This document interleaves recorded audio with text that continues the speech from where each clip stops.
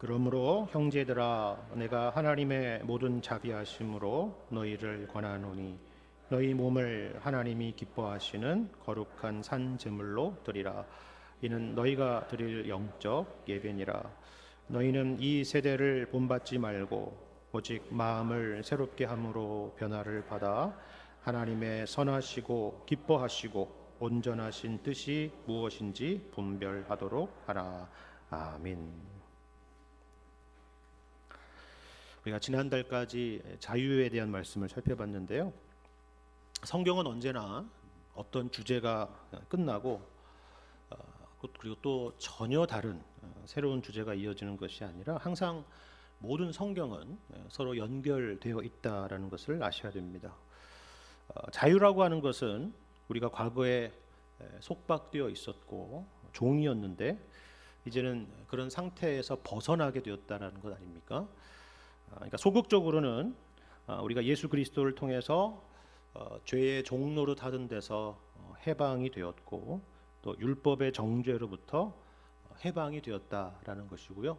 적극적으로는 이제 우리가 하나님을 섬기는데 잘하면 복받고 못하면 벌받는 그런 율법주의식으로 섬기는 것이 아니라 이러다가 내 구원이 취소되는 것 아니야? 라는 그런 두려움 가운데 섬기는 종의 모습으로서가 아니라 자유하는 아들로서 섬기게 된 것입니다. 이게 정말 중요한 변화죠. 이것을 오늘 본문에서는 어떻게 설명하는지 보십시오. 1절 말씀을 보시면은 그러므로라고 하는 접속사로 시작하지 않습니까? 성경에는 뭐 사실 이 그러므로라는 단어가 한두 곳에 등장하는 것이 아니죠. 수많은 곳에 그러므로가 있지만은 여기 1절에서의 그러므로라는 것이 포괄하는 내용은 상당히 넓습니다. 어느 정도로 넓냐면 로마서 1장부터 11장까지의 내용 전체를 정리하는 바로 그 접속사입니다. 자, 그렇다면 여기 1절에서 그 앞에 모든 내용을 한 단어로 압축한다라면 뭐라고 할 수 있다는 겁니까? 그건 바로 하나님의 모든 자비하심이라는 것입니다. 하나님의 자비하심. 이것이 바로 그동안 1장부터 11장까지 설명했던 내용의 가장 핵심적인 내용이다라는 것입니다. 그럼 생각해 보십시오. 로마서는 서론에서 유대인이나 이방인 할 것 없이 모두 다 죄인이라고 했습니다. 하나님의 진노 아래 있고 또 죄의 삭슨 사망이라 했죠. 하지만 예수님 안에서 하나님의 의로우심이 나타났다라고 했습니다. 죄인된 우리가 예수 그리스도의 죽으심과 부활하심으로 값없이 은혜로 의롭다함을 얻게 되었다라고 말씀을 합니다. 그래서 이것을 로마서 8장을 보시면 이렇게까지 말씀하고 있지 않습니까? 로마서 8장 31절 이하의 말씀을 제가 읽겠습니다. 그런즉 이 일에 대하여 우리가 무슨 말을 하리요? 만일 하나님이 우리를 위하시면 누가 우리를 대적하리요? 자기 아들을 아끼지 아니하시고 우리 모든 사람을 위하여 내주신 이가 어찌 그 아들과 함께 모든 것을 우리에게 주시지 아니하겠느냐? 누가 능히 하나님께서 택하신 자들을 고발하리요? 의롭다 하신 이는 하나님이시니 누가 정죄하리요? 죽으실 뿐 아니라 다시 살아나신 이는 그리스도 예수시니 그는 하나님 우편에 계신 자요 우리를 위하여 간구하시는 자시니라. 이렇게 말씀합니다. 여러분, 이거보다 더 확실하게 우리의 구원에 대해서 설명하는 말씀이 있겠습니까? 하나님이 우리를 위하시고 우리를 위해서 아들을 내어주셨고 우리를 의롭다라고 하셨을 뿐만이 아니라 심지어 지금 예수님은 뭘 하신다고요? 네, 하나님 우편에서 우리를 위해서 간구하신다라는 것입니다. 우리의 기도는 실패할 수 있습니다. 우리의 기도는 방향이 틀릴 때도 참 많고요. 지속되지 못할 때도 한두 번이 아니기 때문입니다. 하지만 예수님의 기도는 어떨까요? 예수님의 기도가 실패하는 법이 있겠습니까? 그렇지 않죠. 그럴 수가 없습니다. 그렇다면 우리를 위해서 간구하시는 예수님의 기도는 결단코 실패될 수 없다라는 것입니다. 이거를 우리가 항상 기억해야 됩니다. 여기 34절을 특별히 보시면 예수님에 대한 이 두 가지 표현이 참 놀랍지 않습니까?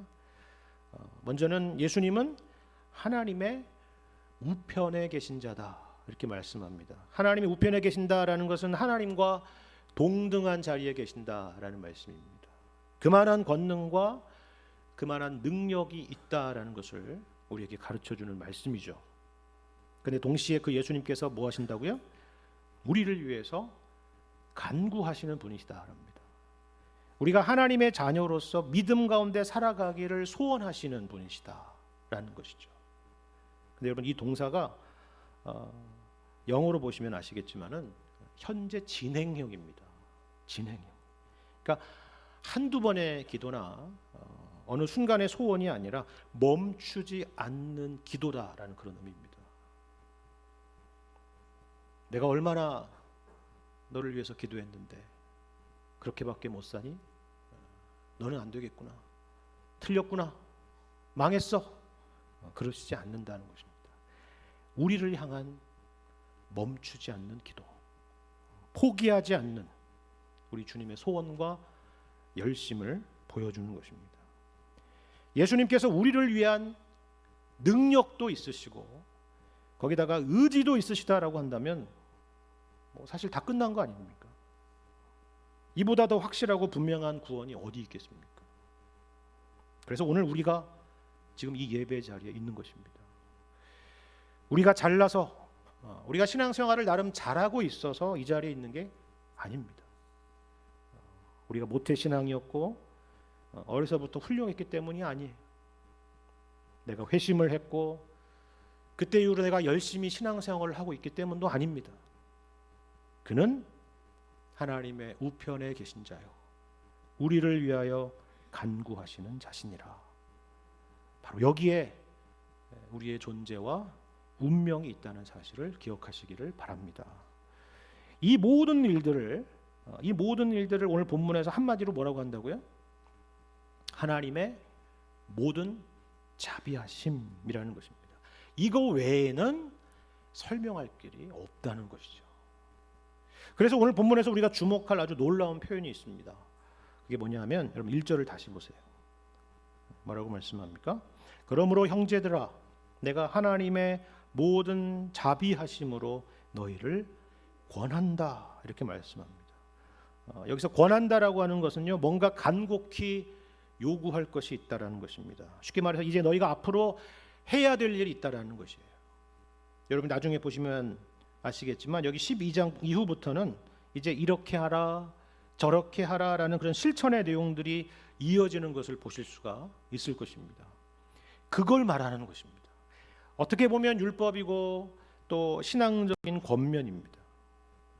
그런데 우리가 놀라는 것은 이것이죠. 이 모든 명령들을 지금 어떤 방식으로 하고 있느냐 하는 것입니다. 말씀 나와 있는 그대로 권고입니다. 권고. 사실 사도 바울은 사도로서 뭔가를 명령할 수 있는 그런 위치 아닙니까? 물론 자기 개인의 무슨 권위로 하는 것이 아니라 사도의 권위로 그렇게 명령할 수 있는 위치죠. 그리고 이어지는 내용들도 결국 하나님의 뜻을 담고 있는 그런 실천 사항들이기 때문에 명령으로 그렇게 해도 얼마든지 옳습니다. 그런데 여기서는 그렇게 하지 않는 거예요. 이어지는 내용들이 절대로 가벼워서가 아닙니다. 심지어 여기에는 형제들아라는 표현이 있지 않습니까? 형제들아라고 하는 게 뭐예요? 내가 특별한 사람이 아니라 나도 너희와 같은 주 안에서 한 형제다 그런 의미죠. 사도의 권위로서 너희에게 말하는 것을 넘어서 지금 사도된 자신을 포함해서 우리 모두가 귀를 기울여야 될 말씀이 바로 여기에 있다라는 것입니다. 그게 뭐냐 하면 우리가 하나님의 모든 요구에 앞서서 하나님의 자비하심 아래에 있다라는 것입니다. 이 모든 명령들은 율법주의와 같이 구원의 조건으로 주어지는 것이 아니라는 것을 그래서 알아야 된다는 거예요. 우리가 하나님의 말씀대로 행하는 것은 하나님의 자비하심에 대한 감사의 반응으로서 행하는 것이다라는 사실을 알아야 된다는 것입니다. 그러니까 지금 사도 바울의 초점은 계속 말씀드리지만 하나님의 자비하심에 있습니다. 누구나 그 하나님의 자비하심의 무게가 어떠한지를 알고 그 은혜가 어떠한지를 안다면, 그것을 기억한다면 우리가 우리 인생을 어떻게 살아가야 될지는 너무나도 자명하기 때문입니다. 그럼 어떻게 살아가야 될까요? 그러면서 이어지는 내용이 여러분 1절에서 보시는 것처럼 예배입니다. 예배의 삶을 살아야 됩니다. 그런데 우리는 이 말씀을 이렇게 이해하기가 쉽습니다. 우리가 그러지 않습니까? 누군가 예수님을 알게 되고 믿게 되면은 이제 가장 크게 달라지는 것이 주일날 교회에 가는 것입니다. 예배에 열심히 참석하게 되는 것이죠. 그런데 이 말씀이 단지 그런 의미일까요? 이제 너희들이 하나님의 자비하심을 알았다면, 복음을 알아들었다면 이제 예배를 열심히 드려라, 그런 의미겠습니까? 물론 그래야 됩니다. 이제 예수님을 알게 되었습니다. 하나님의 자비하심을 알게 되었습니다. 그 은혜에 감사합니다라고 하면서 교회에 나오지도 않고 예배도 드리지도 않는다면 그건 이상한 것이죠. 이상한 방향으로 가는 것입니다. 그런데 여기서 말씀드리는 것은 단지 그런 차원에서 하시는 말씀은 아니라는 것입니다. 여러분, 이 흥미로운 것은 여기 오늘 1절에 여기 예배라고 하는 것 앞에 수식하고 있는 표현을 한번 주목해 보십시오. 뭐라고 되어 있습니까? 어떤 예배요? 영적 예배라고 되어 있습니다. Spiritual worship이라고 되어 있어요. 그런데 저는 이 번역이 좋은 번역인지에 대해서는 사실 잘 모르겠습니다. 왜냐하면 우리는 이처럼 영적 예배다 그러면 어떤 생각이 들어요? 육적인 예배가 있고 영적인 예배가 있나 보다. 하나님께 더 진실을 다해서 예배를 드리라고 하는 건가 보다. 뭔가 형식적인 예배가 아니라 신령하고 심오한 예배를 드리라고 하나 보다. 이런 생각들이 많이 들잖아요. 그죠? 하지만 여기서 영적인 예배라고 하는 것은요, 그런 의미가 아닙니다. 여러분 가지신 성경에, 여러분 성경을 펴고 계신다면 그 성경에 여기 이 영적 예배에서 영적이라고 하는 단어에 주석이 하나 달려 있을 겁니다. 그렇죠? 번호가 하나 달려 있을 거예요. 그래서 그 번호의 아래를 보시면 뭐라고 되어 있죠? 네, 합당한이라고 되어 있죠. 그렇죠? 그러니까 영적 예배라고 하는 것은요, 우리가 흔히 생각하는 그런 개념이 아니라 합당한 예배라는 의미입니다. 합당한 예배. 더 어렵죠. 그럼 합당한 예배가 뭡니까? 이런 생각이 들잖아요. 여러분, 이 합당한 혹은 영적이라고 써있던 이 단어가 헬라어로는요 로기코스라고 하는 단어인데요.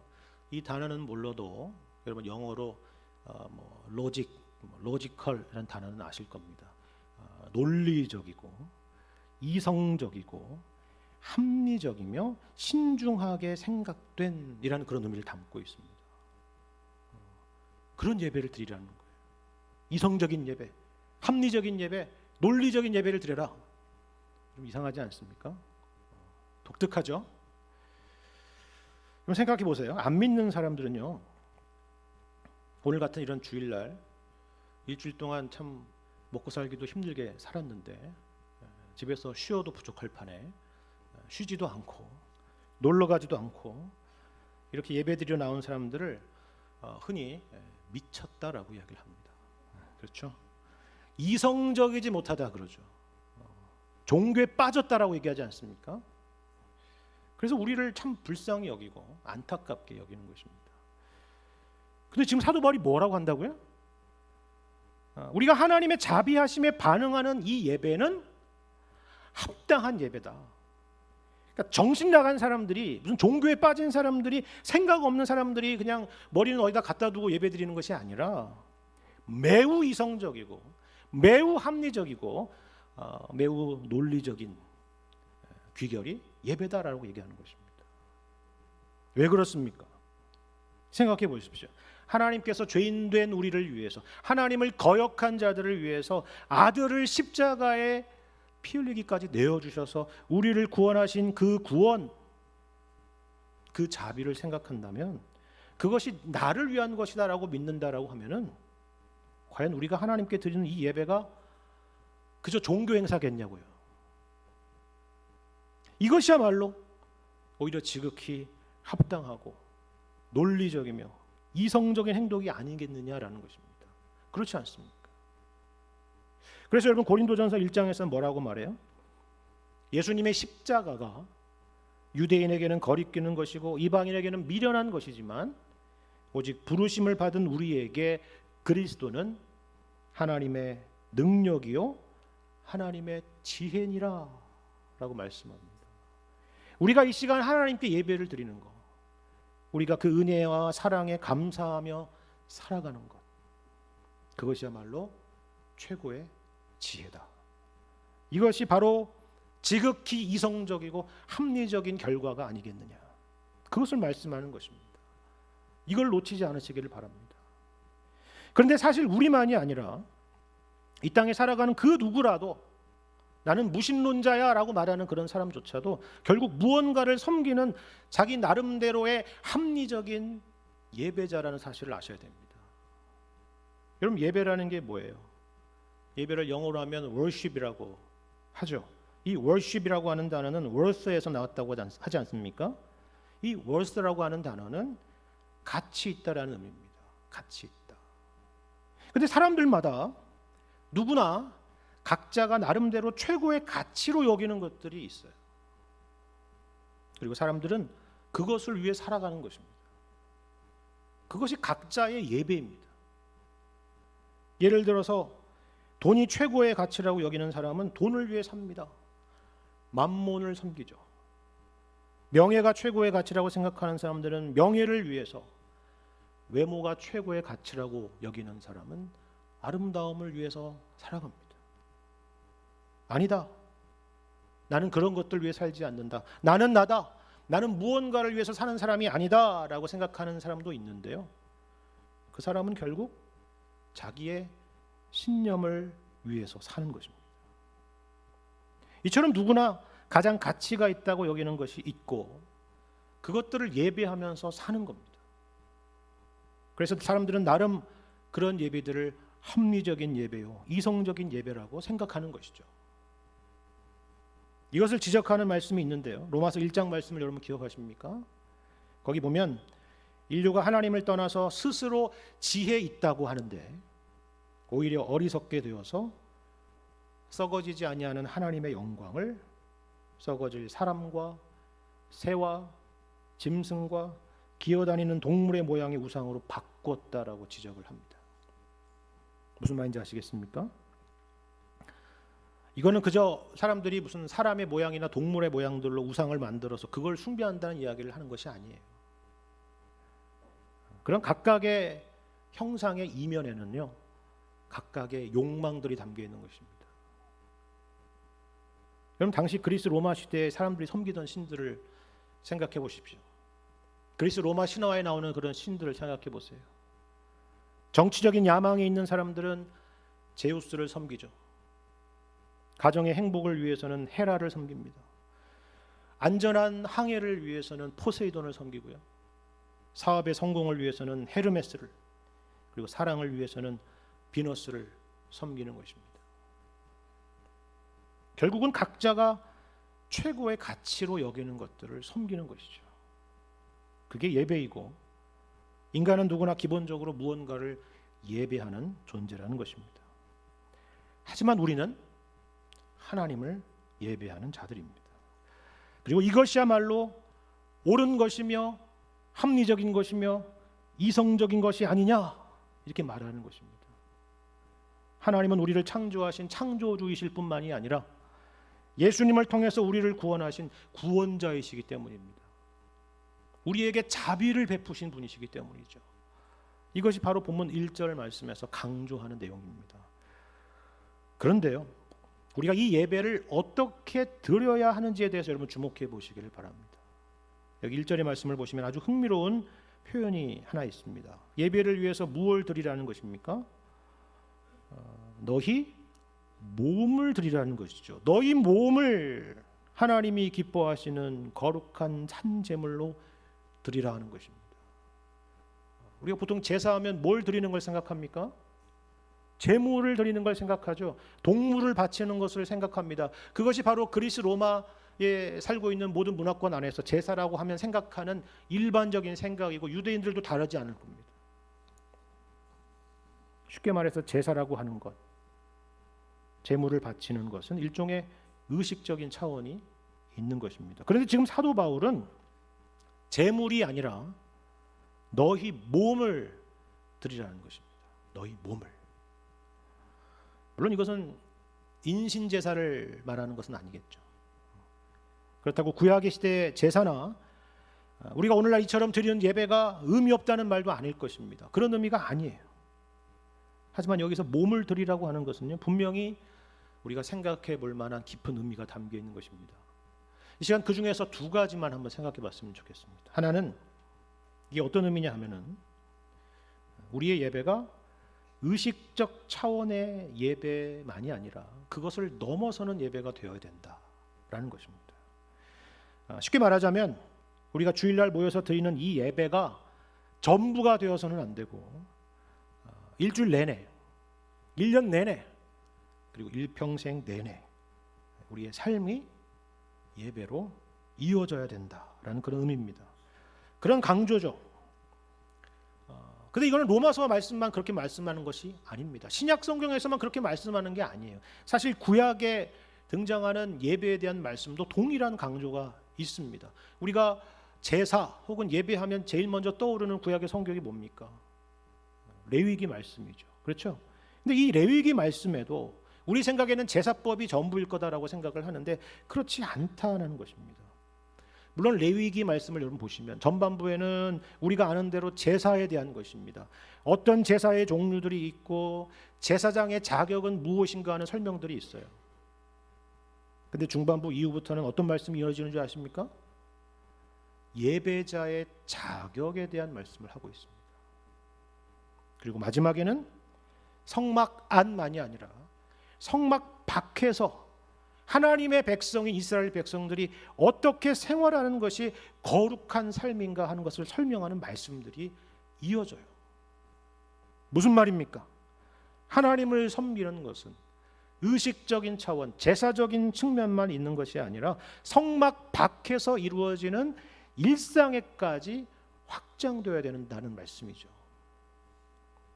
그러니까 이것은 로마서만의 특별한 말씀이 아니라 구약 시대부터 내내 이어져 오던 하나님의 강조였다는 사실입니다. 그래서 심지어 이사야서 말씀을 보면 뭐라고 말씀합니까? 이사야서 1장 11절 12절을 보면 이런 말씀이 있어요. 여호와께서 말씀하시되 너희의 무수한 재물이 내게 무엇이 유익하뇨? 나는 순양의 번제와 살진 짐승의 기름에 배불렀고 나는 수송아지나 어린 양이나 순염소의 피를 기뻐하지 아니하노라. 너희가 내 앞에 보이러 오니 이것을 누가 너희에게 요구하였느냐?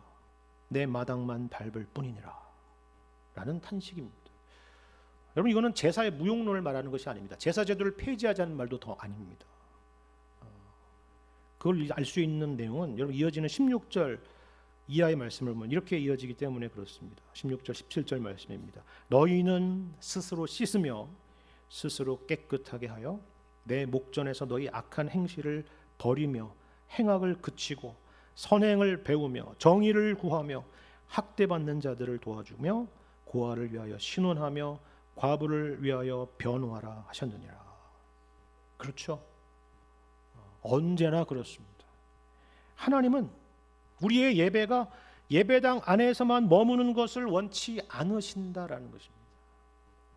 우리의 삶으로까지 확장되어야 하고 그리고 그것은 하나님을 기만하는 모습으로서가 아니라 위선적인 모습으로서가 아니라 일관된 모습으로 그렇게 나타나야 된다고 말씀하는 것입니다.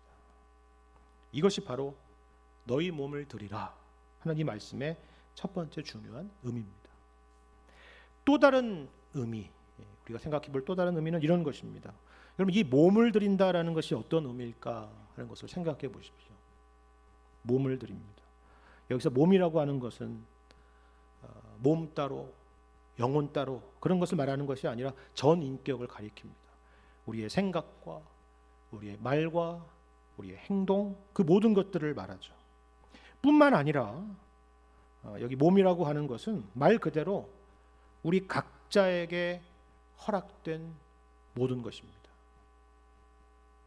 우리의 과거, 우리의 현재, 우리의 미래, 우리의 현실과 우리의 장래의 소망, 우리가 지금 겪고 있는 지금의 현실과 우리에게 주어진 모든 것들, 우리가 이해할 수 있는 것뿐만이 아니라 우리가 이해할 수 없는 현실들까지 말 그대로 우리에게 허락된 모든 것들입니다. 우리 몸, 우리 인생 가운데 벌어지는 모든 것들이죠. 이제 우리 인생의 주인은 오직 하나님이시기 때문입니다. 그것을 하나님께 드리라는 것입니다. 여러분 이것을 믿으십니까? 예. 근데 우리가 그렇게 고백은 하지만 현실은 참 녹록치가 않습니다. 여러분 로마서 8장에 등장하는 이 유명한 말씀을 한번 생각해 보세요. 로마서 8장 35절부터 37절 말씀을 제가 읽어드리겠습니다. 누가 우리를 그리스도의 사랑에서 끊으리요? 환난이나 곤고나 박해나 기근이나 적신이나 위험이나 칼이야. 기록된 바 우리가 종일 주를 위하여 죽임을 당하게 되며 도살당할 양같이 여김을 받았나이다 함과 같으니라. 그러나 이 모든 일에 우리를 사랑하시는 이로 말미암아 우리가 넉넉히 이기느니라. 말씀입니다. 엄청난 말씀이죠. 대단한 말씀입니다. 근데 여러분 왜 이 말씀이 있는지 한번 생각을 해보세요. 이 말씀은 거꾸로 우리가 본문에서 보는 그 몸이라고 하는 것이 어떤 것인지를 보여주고 있지 않습니까? 몸이 뭐예요? 취약한 것입니다. 연약한 거예요. 강하지가 않습니다. 환난이나 곤고나 박해나 기근이나 적신이나 위험이나 칼 앞에 떳떳하고 당당한 게 몸이 아니라 무기력한 게 몸이라는 거죠. 그렇지 않습니까? 너무 거창한 얘기를 했습니까? 쉽게 말해서 우리의 몸은 한계를 갖고 있는 것입니다. 대단하지가 않죠. 다만 우리의 육신의 연약함만을 말하는 것은 아닙니다. 하나님께서 우리 각자를, 여러분 각자를 두신 삶의 현실들을 한번 생각을 해보십시오. 우리가 늘 씨름하고 늘 고민하고 늘 원망하고 늘 그렇게 기도하는 내용들을 한번 생각해 보세요. 왜 나에게는 이것밖에 안 주셨을까? 왜 저 사람에게는 저렇게 많은 것을 주셨을까? 나는 뭐가 못났을까? 우리 집안은 왜 이 정도밖에 안 될까? 내가 하나님 앞에 잘못한 것이 있나? 그런 고민들 있지 않으세요? 그런데 이게 바로 몸이라는 것입니다. 주어진 현실, 주어진 한계 속에서 살아가는 우리 한 사람 한 사람의 몸입니다. 바로 그 몸을 하나님께 드리라는 것입니다. 그 한계 속에서 하나님의 뜻을 생각하고 하나님의 뜻대로 살기 위해서 애쓰는 것입니다. 그런데 이 몸을 어떻게 드리라는 것인지 구체적인 설명을 보세요. 너희 몸을 하나님이 기뻐하시는 거룩한 산 제물로 드리라고 말씀하죠. 여러분 이 제물을 수식하는 세 가지의 표현이 있는데요. 각각 다른 의미가 아니라 결국 같은 의미입니다. 하나님이 기뻐하시는 제물이 곧 거룩한 제물이고 거룩한 제물이 곧 산 제물이다 하는 겁니다. 근데 여기 특별히 눈에 띄는 것이 바로 이 산 제물이라고 하는 표현이죠. 제물이라고 하는 것은 기본적으로 희생으로 그리고 죽음으로 바쳐지는 거 아닙니까? 그런데 그 앞에 살아있는 이라고 하는 수식어가 있다라고 하는 것은 참으로 역설적인 표현인 것입니다. 그렇지 않습니까? 그런데 바로 여기에 아주 중요한 의미가 있습니다. 우리는 하나님 앞에 살아있는 제물이 되어야 된다는 사실입니다. 이 역설을 가지고 살아가는 것이 바로 예배적인 삶이다 하는 것입니다. 이걸 다른 표현으로 해볼까요? 여러분, 예수님께서 하신 말씀 기억하시죠? 아무든지 나를 따라오려거든 어떻게 해요? 자기를 부인하고 자기 십자가를 지고 나를 따를 것이다, 이렇게 말씀하셨죠. 그럼 여기도 마찬가지의 역설이 있지 않습니까? 자기를 부인한다는 거, 자기 십자가를 진다는 것은 말 그대로 죽음입니다. 하지만 그렇게 나를 따르라는 거예요. 그런 식으로 살아 있어야 된다는 것입니다. 이것이 주님을 따르는 길이고, 이것이 바로 하나님이 기뻐하시는 예배라고 말씀하는 것이죠. 왜 그렇습니까? 이거는 체념이나 자포자기가 아닙니다. 이거는 그저 신앙의 윤리라고 가르치는 게 아니에요. 기독교인이라면 착하게 살아야지, 겸손하게 살아야지, 희생하며 살아야지, 그런 얘기를 하고 있는 것이 아닙니다. 이것은 계속 말씀드리지만 영적인 예배이고 매우 합리적이고 논리적인 예배라는 것입니다. 왜 그렇습니까? 여러분, 2절의 말씀을 보시면 이렇게 되어 있죠. 너희는 이 세대를 본받지 말고 오직 마음을 새롭게 함으로 변화를 받아 하나님의 선하시고 기뻐하시고 온전하신 뜻이 무엇인지 분별하도록 하라 라고 말씀합니다. 여기 분별하라는 것은 합리적인 판단을 하라는 것입니다. 여러분, 성경에서 여기 2절에 나오는 이 세대라고 하는 것은 하나님을 거역한 타락한 세대를 표현할 때 사도 바울이 이 세대라는 표현을 많이 씁니다. 그리고 오는 세대라고 하는 것은 예수님의 십자가의 구속으로 시작된 새 시대요, 또 장차 완성될 하나님 나라를 가리키는 것입니다. 물론 우리는 이 세대 가운데 있습니다. 하지만 동시에 우리는 오는 세대 가운데 속한 존재라는 사실을 기억해야 됩니다. 그렇다면 우리가 어디에 초점을 두고 살아야 되는지는 너무나도 자명한 것 아니겠습니까? 이 시대에 대접받는 것들이 분명히 있습니다. 하나님 없는 사람들이 최고의 가치로 여기는 것들이 있죠. 모든 사람들이 추구하는 것들이 있습니다. 그것으로 성공했니 실패했니 라고 말하는 것들이 있습니다. 하지만 너희는 이 세대의 사람들이 아니지 않느냐라는 것입니다. 우리는 오는 세대의 왕이신 예수님을 왕으로 모시고 주인으로 모시고 사는 사람들이 아니냐라는 것이죠. 예수님의 것이 우리의 것이 된 사람들이 아니냐라고 말씀하는 것입니다. 여러분, 예수님을 생각해 보십시오. 예수님이 바로 이 몸으로 오시지 않았습니까? 예수님께서 자기의 몸을 하나님이 기뻐하시는 거룩한 산 제물로 드리지 않으셨나요? 그럴 필요도 없고 그럴 이유도 전혀 없으신 하나님의 아들이신 예수님께서 우리와 같은 인간의 몸으로 제한된 현실로 온갖 한계들을 경험하시고 수치와 모욕을 겪으시고 심지어는 십자가에 죽지 않으셨습니까? 하지만 우리는 그것을 보고 미련하다라고 말하지 않고 하나님의 자비하심이며 의로우심이며 위대하심이라고 부르죠. 그 안에 있는 놀라운 신비와 영광을 보는 것입니다. 우리가 바로 그 예수님 안에 있다는 사실을 기억하라는 것입니다. 예수님께서 우리를 위해서 그 모든 몸으로서의 한계를 감당하시고 십자가에 죽기까지 낮아지신 것을 하나님께서 참으로 기뻐하셨던 것처럼 우리에게 허락하신 현실 속에서 그 한계 속에서 우리에게 찬양이 있고 범사에 감사가 있고 충성됨이 있다라고 한다면, 말 그대로 살아있는 제물이 된다면 하나님께서 그 예배를 기뻐 받으시지 않겠느냐라는 것입니다. 그럼 예를 들면 이런 것이죠. 그럼 14절 이하의 말씀을 잠깐 보시겠습니까? 12장 14절 이하의 말씀을 보면 이렇게 되어 있죠. 3절의 말씀만 보겠습니다. 너희를 박해하는 자를 어떻게 해요? 축복하라. 축복하고 저주하지 말라. 즐거워하는 자들과 함께 즐거워하고 우는 자들과 함께 울라.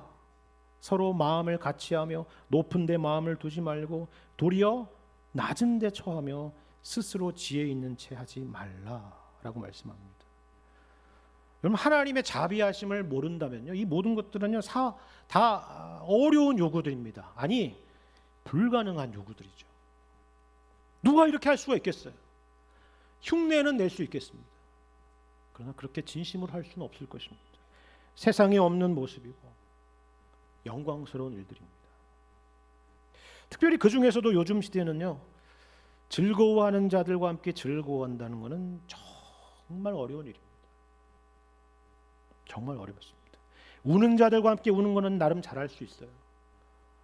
흉내라도 낼 수 있습니다. 근데 즐거워하는 자들과 함께 즐거워하는 것은요, 정말 어렵습니다. 사촌이 땅을 사면 즐거워합니까? 배가 아프죠. 그게 우리입니다. 즐거워할 수가 없습니다. 우리는 여전히 이 세대 가운데 있기 때문이죠. 이 세대를 본받고 있기 때문입니다. 하지만 오늘 말씀의 권면처럼 마음을 새롭게 함으로 변화를 받으시기를 바랍니다. 이게 무슨 마음 다잡자는 얘기가 아니에요. 예수님을 생각하라는 것입니다. 예수님 안에 있는 영광과 그 하나님의 자비를 보시기를 바랍니다.